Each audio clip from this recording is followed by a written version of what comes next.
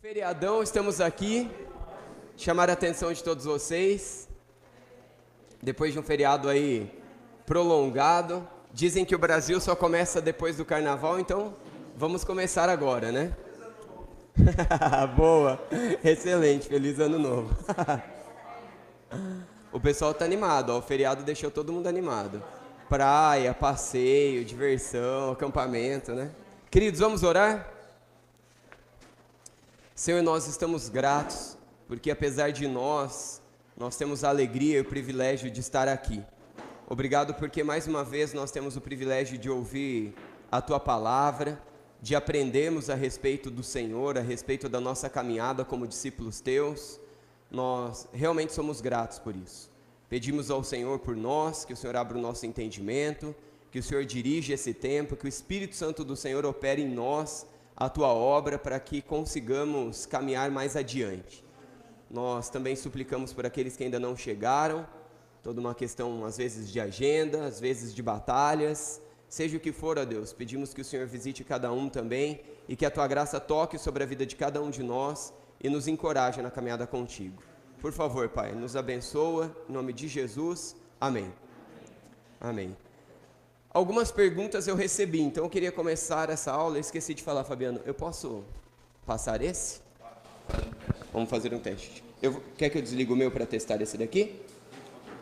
Só um minutinho então, queridos. Testando, 1, 2, boa tarde, ótimo, obrigado.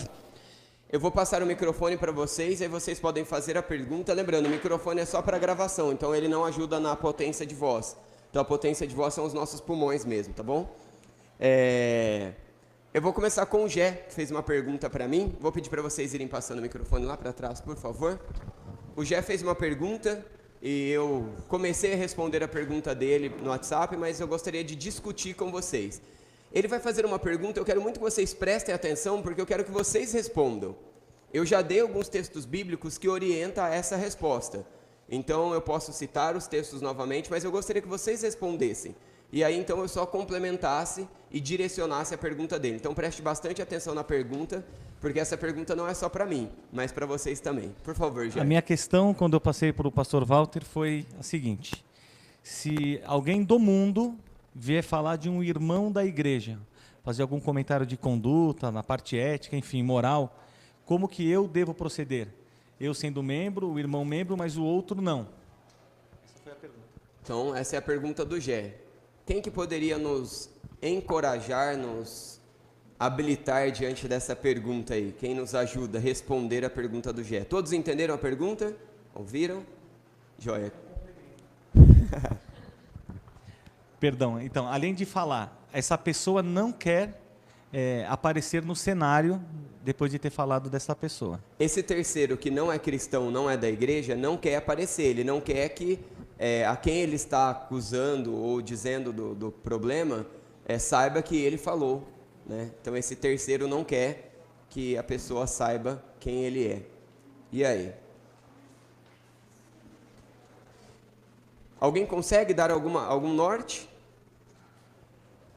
Lembrando que a gente está aqui para conversar, para dialogar. Vocês vão ver que dessa aula até a última nós vamos tentar dialogar um pouco mais, até para que a gente consiga começar a colocar em prática tudo que a gente está aprendendo. Por favor. Eu já passei por uma situação parecida, mas a pessoa não era do mundo. A pessoa era da igreja e o que eu fiz foi primeiro perguntar, para analisar a primeira situação, ver realmente se aquilo que a pessoa veio falar do outro era verdadeiro e depois, com amor, chegar naquela pessoa, conversar com aquela pessoa e explicar que não tinha sido eu, mas que não era uma fofoca, mas que eu me preocupava com aquele irmão e queria saber o porquê daquilo e se ele estava precisando de ajuda. Então, foi um caso que aconteceu comigo e, graças a Deus, deu tudo certo. Que legal. Sabe o que é interessante que a Ludmila falou? A abordagem. Se a abordagem que a gente faz da pessoa que está sendo acusada, da pessoa que alguém levantou alguma questão a respeito da vida dela, se a abordagem ela é graciosa, se a abordagem ela é misericordiosa e com jeito, a possibilidade da gente conseguir continuar a conversa já é 90%. Então, de 100% de acerto, 90% a gente já ganha numa boa abordagem. Então, gostei também do que você falou, Ludmila, que você avaliou a situação e dialogou. É diferente de eu chegar na pessoa e vou usar o exemplo do Zé. Faz de conta que nessa primeira cadeira tem o Zé sentado aqui. Ô Zé, fulano me falou que você fez isso. Ou, eu estou sabendo que você fez isso, que você está fazendo isso. Pronto, você já afastou a pessoa, já fechou. Agora, ô Zé, eu tenho uma informação que eu não tenho muita certeza se é verdadeira, se é verídica, se é completamente real, se é uma visão não completa da situação. Mas, por me importar com você, eu gostaria de dialogar com você, com todo carinho, com todo respeito, sabendo que eu posso estar errado diante daquilo que eu vou conversar com você. Pronto. Já é uma grande possibilidade da pessoa se abrir, né? Então, esse é um bom caminho. Eu sei que não responde a pergunta 100% do Gé, mas já é uma boa introdução para como lidarmos com isso. Mais alguém pode ajudar? Passe o microfone, por favor, para chegar aqui na Edna.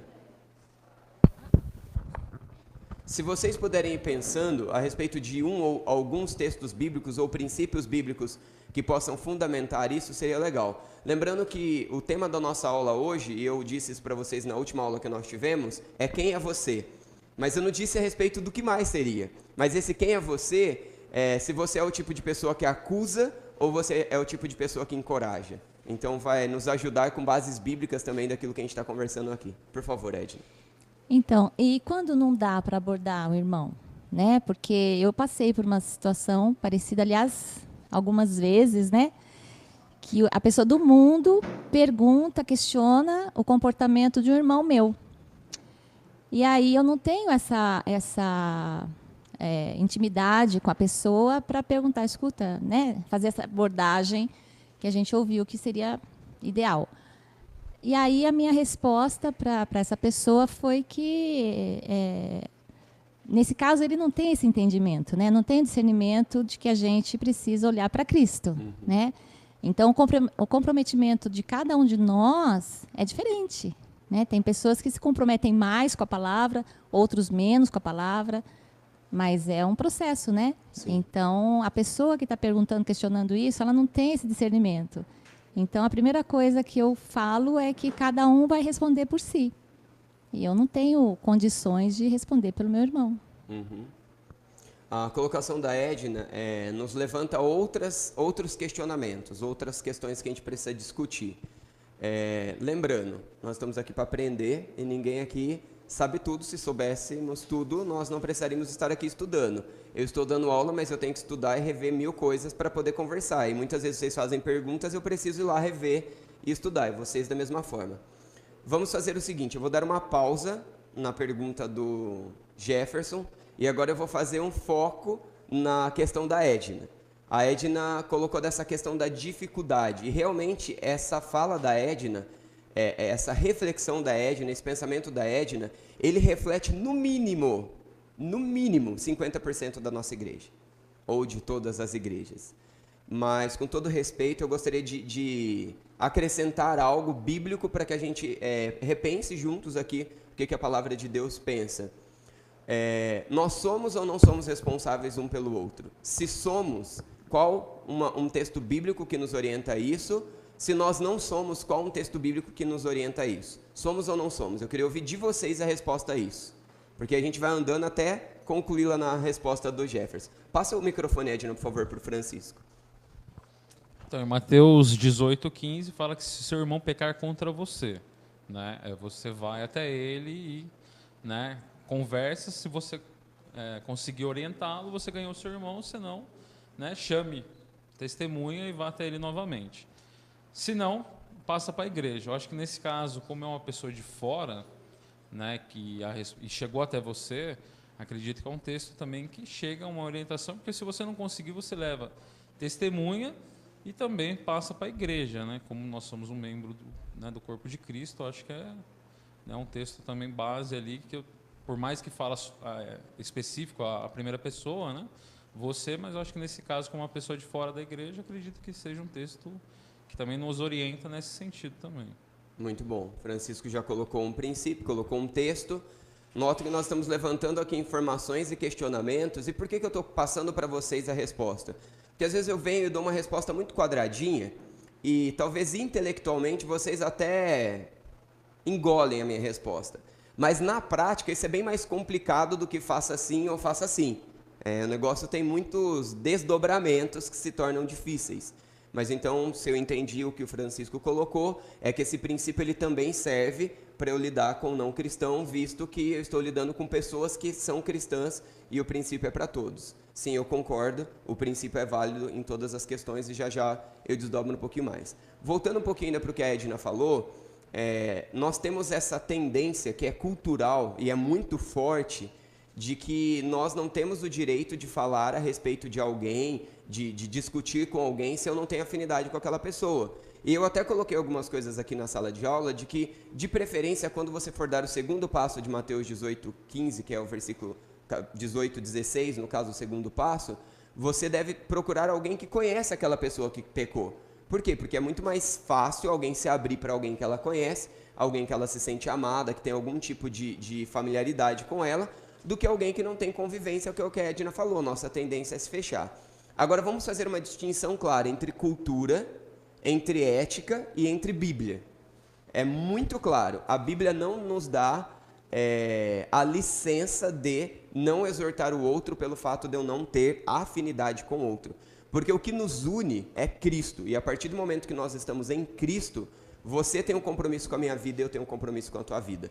Por mais falta de afinidade que eu tenha com você ou você comigo. Estou olhando aqui para a sala. Eu tenho um carinho imenso por todos vocês que estão aqui. Alguns chegaram bem recentemente, talvez eu tenha até dificuldade um ou outro em relação ao nome, mas eu tenho carinho pela sua história, eu tenho carinho por você fazer parte dessa comunidade, por você ser parte do corpo que eu também faço parte. Mas a verdade é que se você me vir em um pecado, você precisa me exortar independente da afinidade que nós tenhamos ou não, e vice-versa, tá? É claro que, de novo, eu volto lá para a Ludmila, que eu acho que começou a coisa com o que tem que começar. Um diálogo gracioso, amoroso, não é uma acusação, não é uma apontação, é um diálogo, é uma reflexão. Mas a gente não vai ter esse problema da barreira ou da cultura, ou da afinidade, ou da ética, porque aí fora também tem essa questão ética, né? Se vocês avaliarem um pouquinho da cultura europeia, é extremamente intensa nesse aspecto. Lá ninguém tem o direito de falar nada do outro. Então eu posso ser amigo íntimo, conviver com a pessoa e etc. Eu não tenho o direito de questionar nada a respeito da vida daquela pessoa. Para começo de assunto lá, as pessoas não frequentam a casa uma das outras, não é um negócio comum. E quando você convida para ir na sua casa ou vice-versa, é porque você tem uma afinidade, uma abertura, uma proximidade assim imensa. E mesmo esses que convivem uns na casa dos outros, não dão direito ao outro de falar nada a respeito de suas vidas. Como então aplicar um princípio desse numa cultura ainda mais intensa como esta? Da mesma maneira que a Bíblia ensina.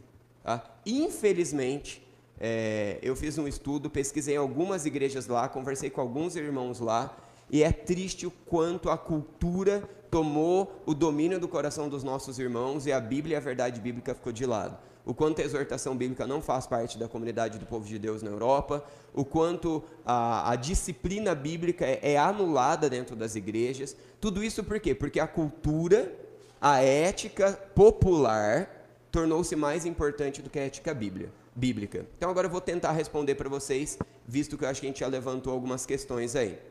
Nós precisamos entender o seguinte, tanto dentro da igreja quanto fora da igreja, as pessoas gostam de encontrar ouvido de pinico, né? Nós líderes, nós pastores, de modo geral, somos vistos como privadas. As pessoas amam vir descarregar em nós toda a porcaria que elas criam no próprio coração delas, que elas presenciam e elas querem jogar. Estou aqui na igreja há 8 anos. Quando eu cheguei aqui, tinha uma cultura que eu odiava. Isso era uma coisa mais intensa, e isso não é só na nossa igreja, existem outras também. Na verdade, eu não passei, não conheço nenhuma que não tenha essa luta, né? Mas, enfim, as pessoas vinham me procurar e dizer, você viu a foto de fulano em tal rede social? Você viu o que fulano fez? Eu queria matar.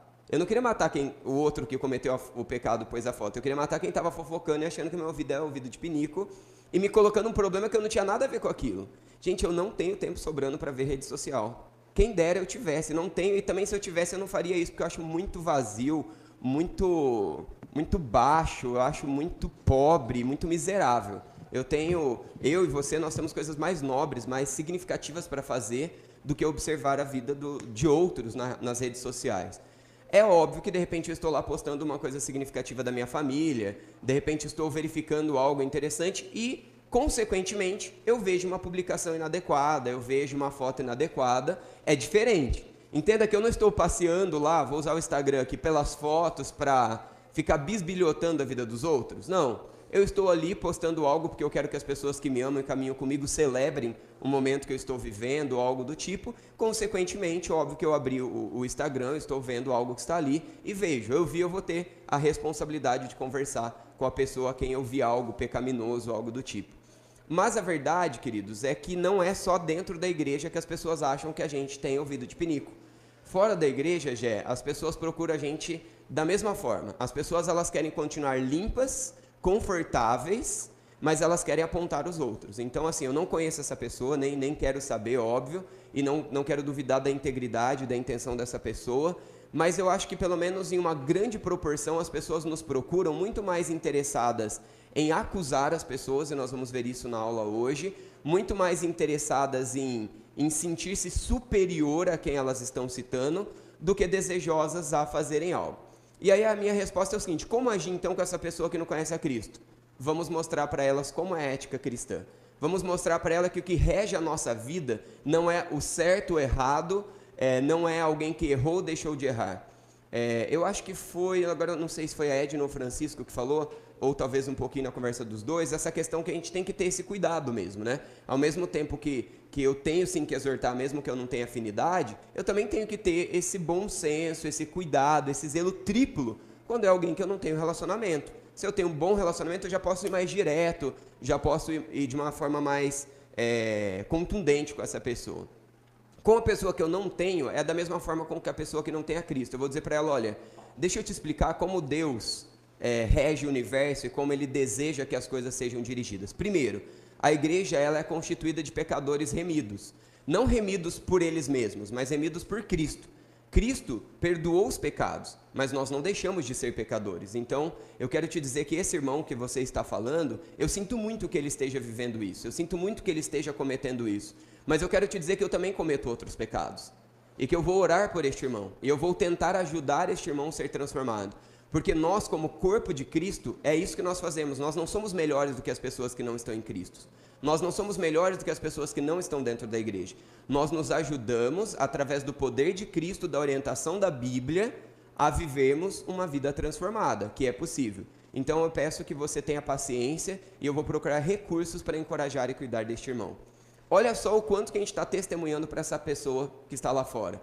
Eu vou mostrar para essa pessoa que eu sou pecador, eu vou mostrar para essa pessoa que a comunidade de Cristo é pecadora, que eu não vou ignorar e relevar o pecado dessa pessoa como se não tivesse acontecendo nada, mas que isso vai ser trabalhado de uma forma processual. Agora tem a segunda parte da pergunta, a pessoa não quer aparecer em cena.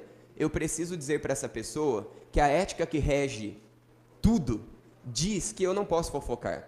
Eu trabalhei em uma empresa chamada Algar, é uma empresa muito grande e ela prestava serviço para inúmeras empresas também muito grandes. E para você trabalhar nessa empresa, você precisava fazer todo um treinamento da empresa durante uma semana. Uma semana inteira, o dia inteiro fazendo treinamento para trabalhar. Você pensa que o treinamento era da minha função? Não, o treinamento não era da minha função. O treinamento era eu aprender como a empresa chegou a ser o que ela é e como a empresa quer continuar sendo o que ela é e deslanchando a ser mais diante da sociedade. Pasmem. Um dia inteiro ouvindo sobre ética. E tudo que eles falaram sobre ética era ética cristã. Porque a palavra de Deus está no coração do ser humano. Nós somos criados com um chip de Deus dentro de nós. E nós sabemos quando a coisa está correta e quando a coisa não está correta. E sabe qual era uma das regras maior dentro da empresa? Você não pode falar para um terceiro, de um terceiro para outra pessoa. Então, se eu vi o Paulo cometendo algo e eu estou insatisfeito com aquilo que o Paulo fez e o que o Paulo fez está prejudicando o meu trabalho, o trabalho do outro, eu não vou falar para o meu patrão, eu não vou falar para o meu encarregado, eu não vou falar para o meu amigo, eu vou falar com o Paulo e eu vou tentar resolver essa situação porque eu estou ali como um solucionador de problema. Gente, olha isso, eles só mudaram as terminologias, mas na verdade é a Bíblia, é Mateus 18. São os outros textos dizendo a mesma verdade. Então, Gé, eu acho que o princípio aí é ajudar essa pessoa a entender e dizer para essa pessoa, olha, eu não tenho como ganhar aquela pessoa, como auxiliar aquela pessoa, se você não permitir que eu diga que você falou, porque isso seria fofoca, seria injusto da minha parte chegar para alguém e falar isso, e aí volta a história para essa pessoa, seja o Gé ou qualquer um de nós. Você gostaria, fulano de tal, José, você gostaria que alguém falasse de você e eu chegasse para te exortar, mas não dissesse quem é a pessoa? Eu não seria íntegro com você, eu não seria fiel com você, assim como eu não vou ser com o meu irmão ou com qualquer outra pessoa. E a gente ensina a ética bíblica para as pessoas que não têm a Cristo. Gente, por diversas vezes, dentro da igreja e fora da igreja, pessoas chegaram e trouxeram coisas para mim, e eu sempre não deixo a pessoa falar o nome. A pessoa começa, não fala o nome, não quero saber quem é, me conta a história, eu vou te dar recursos para lidar com isso. Mas tem alguns fofoqueiros de plantão, que eu já tive que abrir a porta da minha sala e falar, saia, por favor, não falo com você.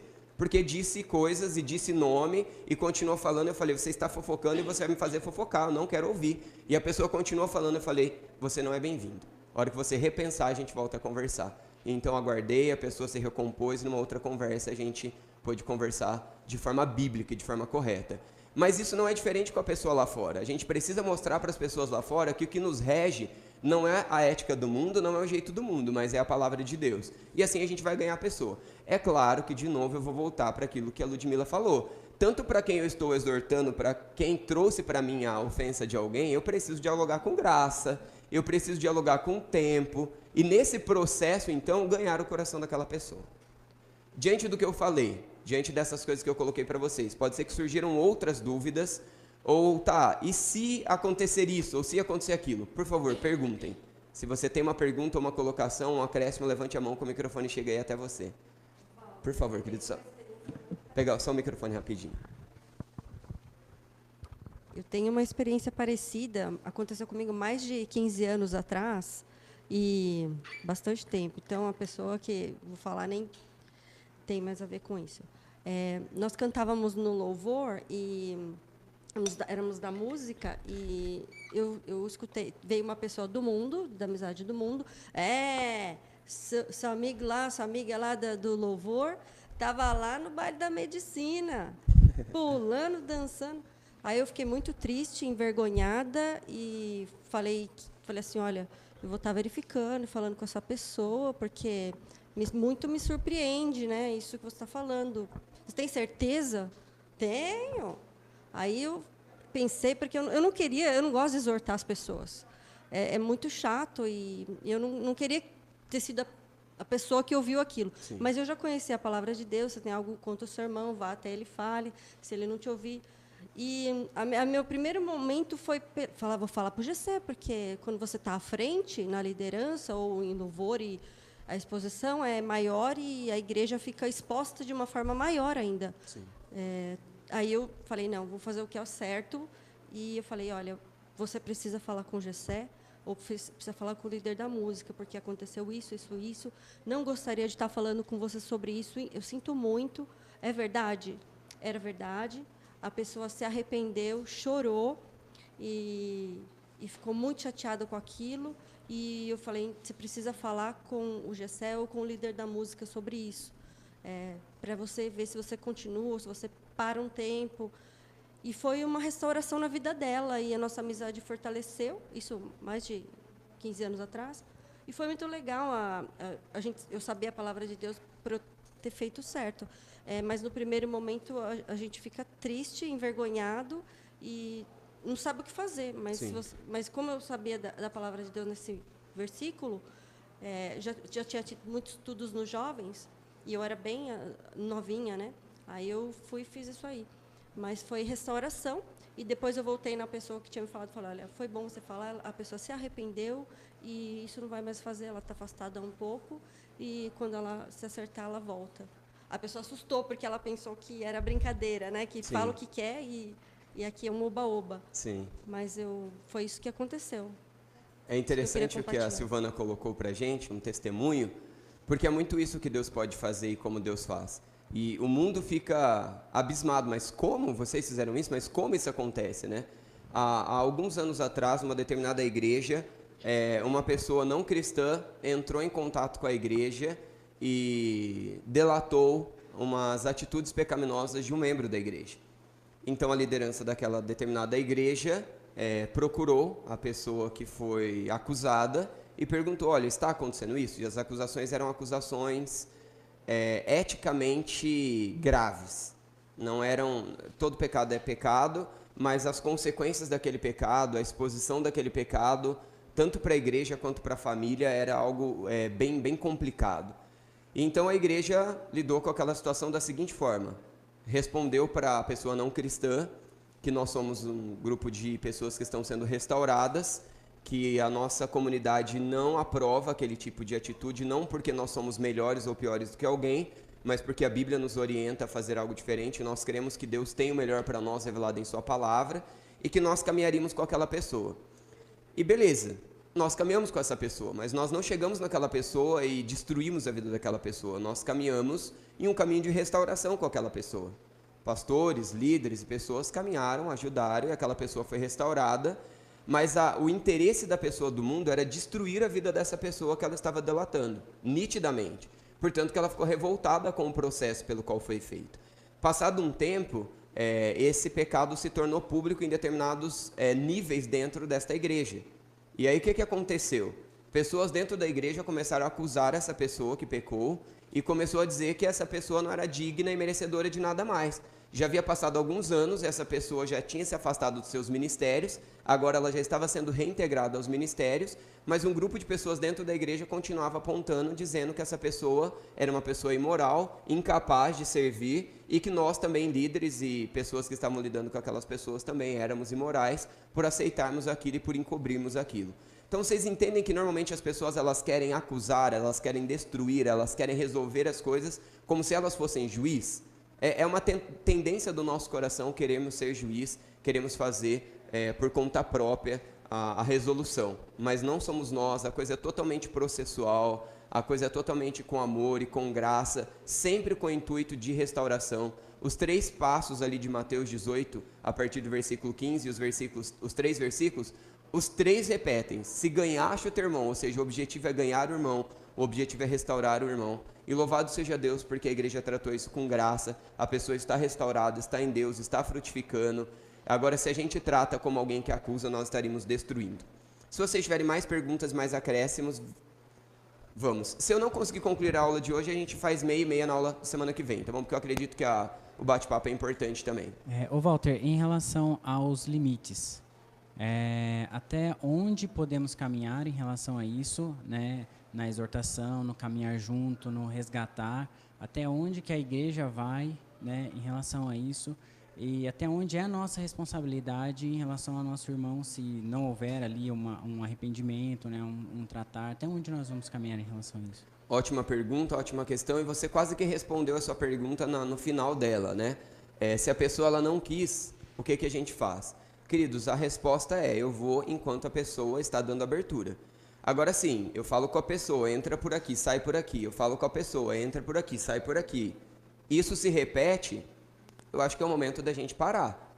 Eu vou deixar as instâncias da igreja cuidar disso. Por isso os passos. Falei sozinho, falei com mais alguém, levei para a igreja está tratando, eu acredito que os limites são esses. É claro que nesse processo, eu não falo com a pessoa uma vez, a pessoa não me ouviu, eu vou lá, já pego outro e já venho e falo. Se a pessoa não ouviu, eu levo para a igreja fala uma vez e exclui a pessoa. Em cada um desses passos existe um processo, onde nós vamos ter que perceber: eu estou conseguindo caminhar?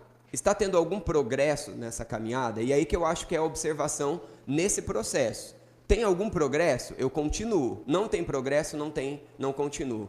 O Gessé usa uma analogia que eu acho interessante, é a ideia da gente estar soltando pipa. Se você solta a linha e tem vento, tem ar para estar puxando a pipa e você consegue manter, você vai soltando corda, vai soltando linha e você deixa a pipa aí, porque quanto mais longe você consegue, essa é a emoção de você estar soltando pipa. Agora, se você vê que você está soltando pipa e a pipa está caindo, você tem que enrolar a linha, porque se você soltar a linha, a pipa cai. Então é assim que funciona com esse caminho da exortação.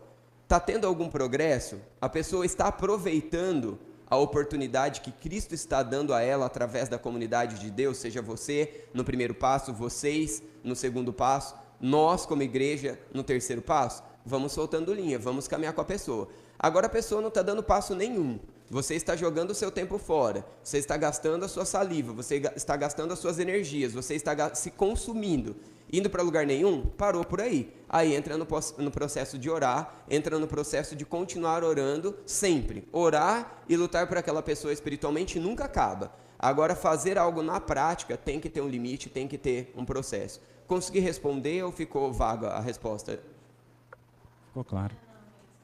Já? Era exatamente nesse sentido, porque eu queria entender, porque aqui fala assim, se o seu irmão pecar contra ti, às vezes o pecado não é direto, né, contra a comunidade, como o corpo de Cristo. Vou abrir esse texto aqui para vocês. E aí, se eu levar para o lado pessoal, recentemente eu tive uma experiência em que eu fui num ambiente, lá eu vi alguém da nossa comunidade tomando bebida alcoólica.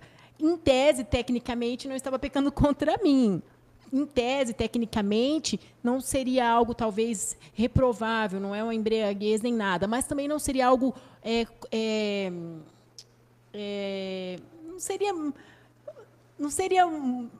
não sei nem usar a palavra certa, né? Eu acho que não seria algo uma falta de prudência, correto, um zelo, publicamente, porque de alguma forma você representa Cristo ali, né? Na sua casa, em reservado com a sua família, uma coisa, publicamente. Então eu fiquei nessa dúvida, até conversei com o Rafael e eu optei por não falar nada, né? Falei, Deus, o que eu posso fazer é orar, e eu nem me arrisquei de chegar nem na pessoa, nem na família, porque é uma pessoa maior de idade, nem nada. Eu entendi que talvez faltou ali uma maturidade e tal. Então, eu não levei algo como. Então, não sei se até que ponto eu estou certo ou não, mas não é uma coisa que me ridicularizou. Mas talvez iria ridicularizar outras pessoas, né, que talvez poderiam se escandalizar. Então, não entendi. Mas nessa questão do alguém cometeu pecado contra ti, eu não tenho dificuldade nenhuma em chegar e falar. Muito pelo contrário. A minha maior dificuldade é como falar, a hora de falar, o jeito de falar, porque eu vou falar. Sim. Agora, a aula nós vamos aprender isso. Entendeu? E aí o que eu tenho tentado desenvolver, e nesse momento foi uma experiência, e eu senti paz depois em relação a isso, mas não sei se a igreja como um todo julgaria minha postura como coerente, é orar. Eu falei, bom, ela precisa desenvolver uma maturidade, essa pessoa, né? Estou dizendo a pessoa, e para que ela entenda que não é um ambiente viável para se fazer determinada postura. Antes de você falar, você tem que orar, né? Sim.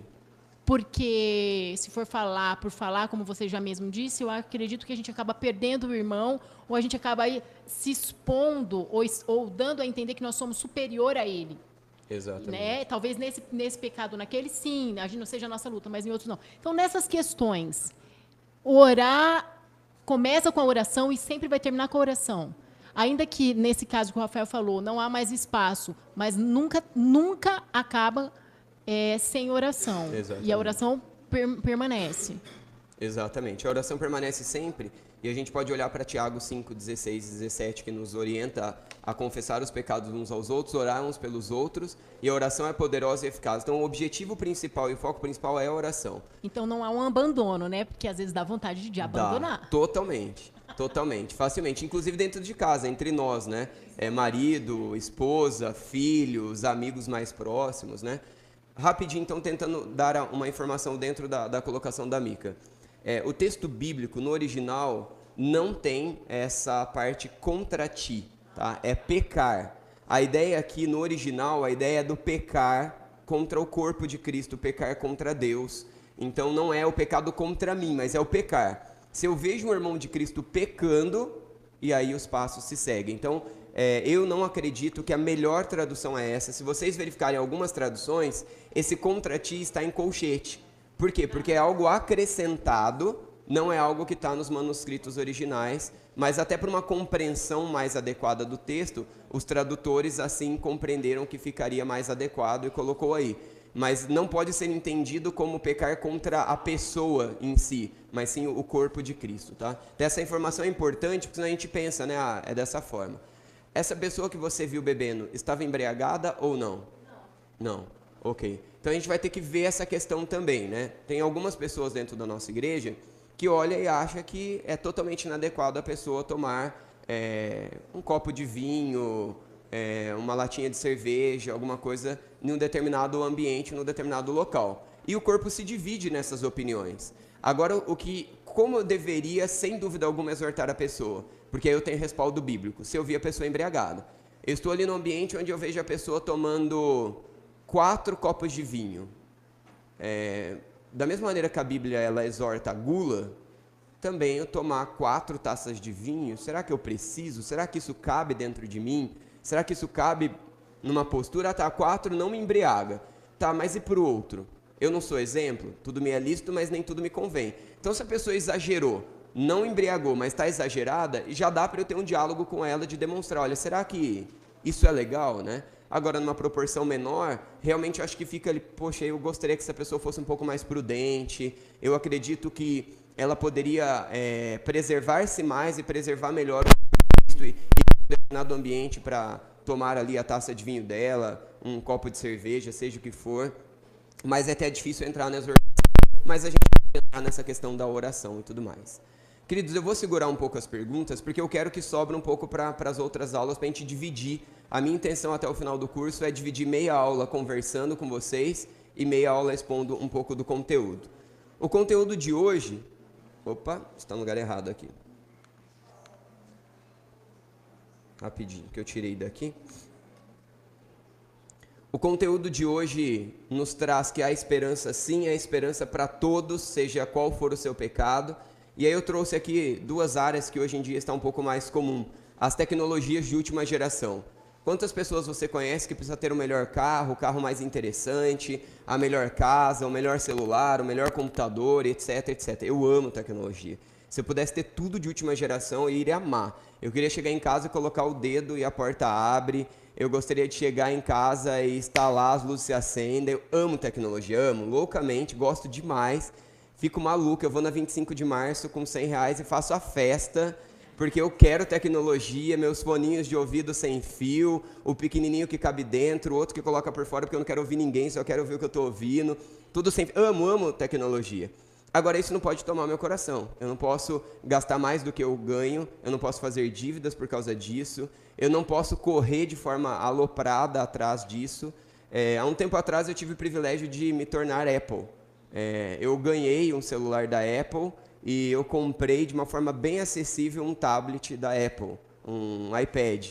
E eu vislumbrei, aí aconteceu que um dos computadores aqui da igreja era Apple e ele caiu na minha mão para trabalhar e eu fiquei aloprado, né? Feliz da vida, super feliz.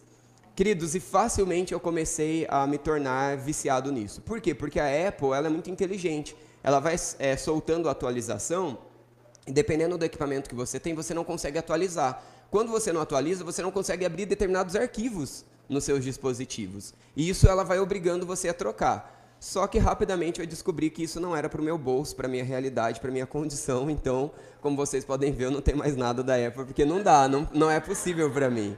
Então a gente tem que entender quais são as possibilidades. Então não tem problema nenhum a gente gostar, mas se isso está tomando conta do nosso coração, se a gente está se consumindo, se eu preciso trabalhar exageradamente para isso, se eu estou pensando nisso todo o tempo, se todo o tempo eu só quero ler sobre isso, se isso está tomando meu coração, pode ser que isso já dominou meu coração e isso tornou o meu Deus. Então, se você conhece alguém que tem se tornado assim, se você lida com isso, Deus pode nos transformar. Talvez você lute com redes sociais, mídias sociais e está sempre, né, você se sente vazio se você não acordar e abrir o seu WhatsApp. Você se sente vazio se você não acordar e abrir o seu Instagram, o seu Facebook, você precisa ver, você precisa passar o conteúdo.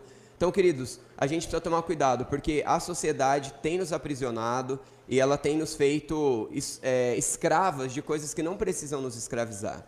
Então, verifique o quanto de tempo você tem gasto com redes sociais, com mídias sociais, com o seu celular e com tudo mais, tá? Verifique, avalie. Eu sou contra pessoas reativas. Estou muito tempo no WhatsApp, agora cancelo meu WhatsApp. Estou muito tempo na minha rede social, agora cancelo.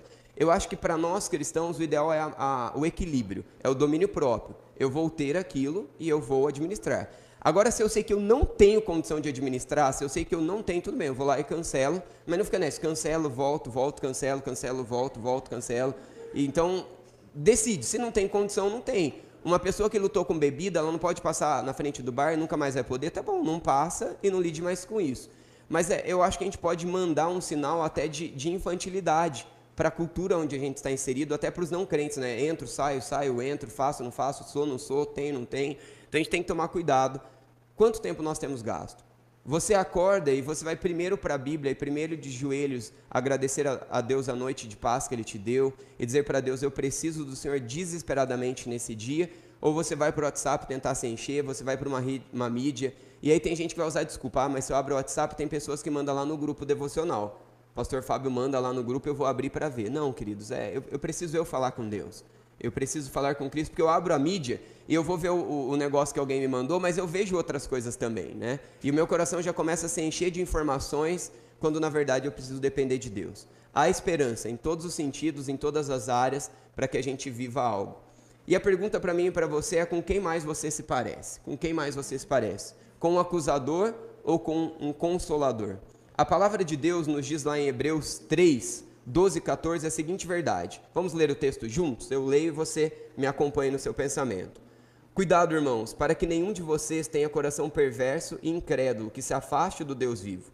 Pelo contrário, encorajam-se uns aos outros todos os dias durante o tempo que se chama hoje, de modo que nenhum de vocês se endureça, seja endurecido pelo engano do pecado, pois passamos a ser participantes de Cristo desde que, de fato, nos apeguemos até o fim à confiança que tivemos desde o princípio ou no princípio. Então aqui algumas instruções destacadas aí. O motivo de Deus, a razão de Deus é que ninguém tenha o coração endurecido. A exortação não é para eu descarregar a minha ira sobre quem pecou contra mim ou contra Deus. A exortação, ela não me dá o direito de me sentir superior à pessoa. O objetivo da exortação é que nenhum de nós tenhamos o coração perverso e incrédulos e nos afastemos de Deus. Esse é o objetivo. Qualquer outra coisa que nos dirija que não seja isso, não faça nada, vai orar, vai se aconselhar, vai se curar para depois fazer algo. Pelo contrário, encorajam-se uns aos outros. Vamos dar uma olhada no texto original? O que significa esse encorajar-se, que é a palavra paracaléu, ou mesmo essa ideia de paracleses, exortação? Exortar de Hebreus 13, 3, que a gente acabou de ler, nos dá a ideia de chamar o irmão ao lado, chamar de uma forma próxima, de uma forma íntima, sozinho, convocar, dirigir-se, falar, recorrer a, apelar para, o que pode ser feito por meio da exortação e solicitação. Conforto, instrução. Note que normalmente quando vem à mente de nós brasileiros a palavra exortação, vem conforto. Quantas vezes, levante as mãos, quantas vezes quando você pensa em confrontação, exortação, você pensa em conforto, confortar alguém? Não está na nossa cultura isso. Mas quando a Bíblia está se referindo à exortação, é confortar, é aconchegar, é capacitar, é a verdade anterior que a gente acabou de ver, ajudar aquela pessoa a não ter um coração endurecido. As outras palavras destacadas aqui que eu quero colocar hoje para vocês, é o 2B1 aí, esforçar-se por satisfazer de forma humilde e sem orgulho. Gente, isso é difícil demais. Principalmente quando alguém pecou contra eu mesmo, ou contra você, né? Às vezes quando é um pecado contra um outro que eu não estou muito, né, não é muito chegado a mim, a gente até lida com menos orgulho, menos soberba. Mas quando é diretamente contra a gente fica mais orgulhoso. Talvez alguns em qualquer opção aqui quer exortar, quer falar porque gosta de se sentir superior ao outro, gosta de estar grande em cima do outro, gosta de humilhar o outro e acha que a igreja é a oportunidade para isso. Por isso que normalmente tem gente dentro da igreja e fora da igreja querendo falar para a gente como se nós fôssemos ouvido de pinico, né? Porque a gente vai ficar falando do outro, enquanto a gente fala do outro a gente esquece do monte de pecado que a gente tem. E a Bíblia não nos dá direito a isso, pelo contrário, nos exorta contra isso. A ideia é fortalecer, é instruir. Exortar não é acusar, mas sim encorajar. Exortação é estar disposto a amar. Amar a pessoa de verdade, se importar com ela, se importar com o que ela está passando. A disposição de sofrer a dor da pessoa, encontrar uma solução para a dificuldade que a pessoa está vivendo. Seja através da oração, através da palavra de Deus, do encorajamento, de um proporcionar refrigério, seja como um agente conciliador, o objetivo é encorajar, tá bom? Então esse é o objetivo nosso. Gente, alguém pode encostar a porta? O pessoal está saindo um pouquinho antes, só para a gente conseguir concluir uma parte aqui. Muito obrigado. Exortar significa exercer influência sobre a vontade e as decisões do outro, motivá-lo com o intuito de encorajá-lo a observar certas instruções para o bem alheio. Gente, o objetivo da exortação, o objetivo do encorajamento, o objetivo do apoio, o objetivo do auxílio ao outro é motivá-lo, é capacitá-lo. De modo geral, as pessoas sabem que elas estão pecando. E elas já estão se sentindo um caco, já estão se sentindo um trapo. E o papel de Satanás é acusar e apontar e dizer, para você não há solução. Só neste final de semana, no acampamento, nós tivemos o testemunho de pelo menos 4 pessoas que tiveram interesse de suicídio. Eu estou acompanhando neste momento, em aconselhamento no escritório, pelo menos 2 pessoas que já tentaram suicídio no ano passado e nesse ano. Então, gente, é uma coisa extremamente intensa que tem aumentado a cada dia, porque as pessoas estão perdendo a esperança. O objetivo da exortação é levar a esperança de Cristo, é mostrar para a pessoa que por mais pecadora que ela seja, por mais presa no pecado que ela esteja, há esperança para o destroçado. Há esperança para o destroçado porque o nosso Deus é um Deus que capacita, um Deus que restaura, um Deus que perdoa, um Deus que transforma. Levar a motivação é dar para a pessoa a motivação que ela perdeu, é mostrar para a pessoa que por mais incapaz que ela se acha de ser diferente, Deus pode torná-la diferente e eu estarei com ela e eu quero ser instrumento de Deus na vida dela, eu quero ser parte do que Deus deseja fazer na vida dela. Deixe Deus te usar, não o diabo. Deixe Deus te usar e não o diabo. Quem é você no meio de tudo isso? Você tem sido um encorajador? Você tem sido um acusador? Você tem sido um instrumento de Deus ou você tem sido um instrumento do diabo? Seja humilde ao ser exortado ou ao exortar. Tiago 4:6, a parte B diz, Deus resiste aos soberbos, mas dá graça aos humildes. Cuidado, queridos. Quando eu digo assim, não vou mais nem orar por essa criatura. Cuidado. Cuidado. Sabe por quê? Porque quando você agir orgulhosamente assim, ouça com muita atenção o que eu vou dizer para vocês. Tenha certeza que Deus vai tirar a graça sobre a sua vida naquele pecado que você odeia pecar, naquela exposição que você odeia ser exposto. Porque você está achando que você está caminhando pelas suas próprias forças, ao ponto de julgar o outro como se o outro fosse menor que você, quando a Bíblia nos diz que eu tenho que considerar o outro superior a mim mesmo. Quando a Bíblia nos diz que eu tenho que amar o outro como Cristo nos ama e se entregou por nós. Seja humilde, seja humilde, seja humilde. Tenha limite, que é a pergunta do Rafael, muito importante. Eu não vou me desgastar, eu não vou me acabar em prol do outro que não está querendo nada, mas eu vou orar e amar aquela pessoa e dizer, Deus, eu não tenho recurso, Deus, eu não soube ajudar a pessoa, Deus, eu não consegui, mas por favor, coloque pessoas e coloque meios para que essa pessoa seja quebrantada, porque eu não tenho como dar mais passos, eu vou me prejudicar, eu vou fechar a pequena porta que eu tenho com essa pessoa, não tem mais o que fazer, mas Deus opera e faz o teu milagre, como somente o Senhor pode fazer.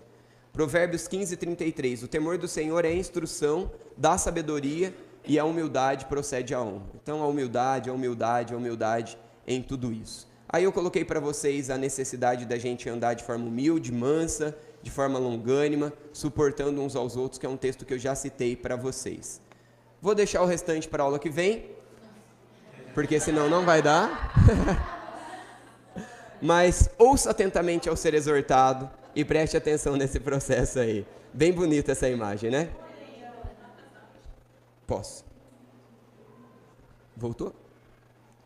Eu mando para vocês, eu sei que na última vez, acho que quando a pessoa que vai mandar lá não mandou o PowerPoint atualizado, mas essa semana vai o PowerPoint atualizado para vocês, tanto no aplicativo quanto no site da igreja, e a aula também gravada. Vamos orar, queridos? Deus, nós pedimos que o Senhor nos livre de nós mesmos, do nosso orgulho, da nossa soberba, que o Senhor nos ensine a entender o que é encorajamento, o que é exortação, que nem o mundo, nem as pessoas aqui dentro, nem nós mesmos venhamos tornar o ambiente da Tua igreja como um ambiente de pessoas que acusam, um ambiente das pessoas que apontam, mas que verdadeiramente possamos ser instrumentos Teus, de pessoas que encorajam, de pessoas que motivam, de pessoas que são instrumentos restauradores do Senhor, ou então no mínimo que sejamos parte, ou pelo menos permitamos o Senhor agir enquanto nós presenciamos o que o Senhor está fazendo, orando e dependendo do Teu poder gracioso. Se há alguém aqui, Senhor, nessa noite que ainda vive alguma área na sua vida destroçado, Senhor, eu te peço, junto dos meus irmãos, nós te imploramos, toca com o Teu poder restaurador e aplica em nós, nos ajude a viver a prática da mutualidade bíblica de uns aos outros, para que verdadeiramente possamos viver uma nova vida, liberta e transformada pela Tua graça, que brilhe a Tua glória, a Tua luz e a Tua verdade, e que mostre ao mundo o Teu amor poderoso, que transforma, que cura e que restaura. É a nossa oração, Pai, em nome de Jesus. Amém. Muito obrigado, queridos. Deus abençoe e bom culto. Até já já.